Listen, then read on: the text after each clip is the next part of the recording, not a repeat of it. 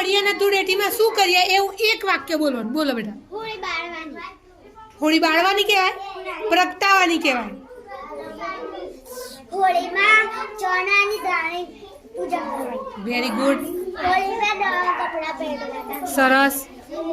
હોળીમાં અંધારામાં ઢોલ વગાડવાનું ના કહેવાય. હા. હોળીમાં અનાજ આપવાનું ને. નવું અનાજ થયું હોય ને એમને હોળીમાં નવું અનાજ થયું તો પૂજા કરવાની. Very good. નાના અને મોટાને રંગ ચોટાડવાનો.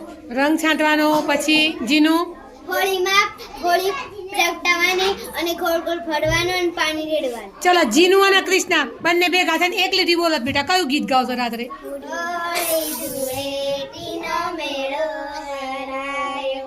હોળી ધૂળેટીનો મેળો ભરાયો. Very good. હોળીમાં નારિયેળ નારિયેળ મૂકવાનું ભાઈ. ખજૂર ખાવાના.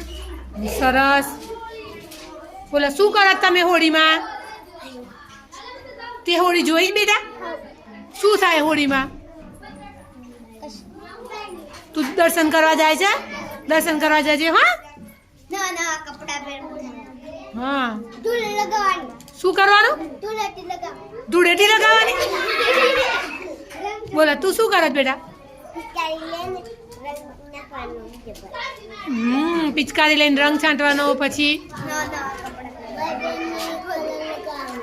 શું કરવાનું બેટા? ભાઈ બહેનને કલર લગાવવાનો. ભાઈ બહેનને રંગ લગાવવાનો. ચલો બોલો ભાઈ. નવા નવા કપડાં લાવવાના. હા. એવું ખાવાનું. સેવો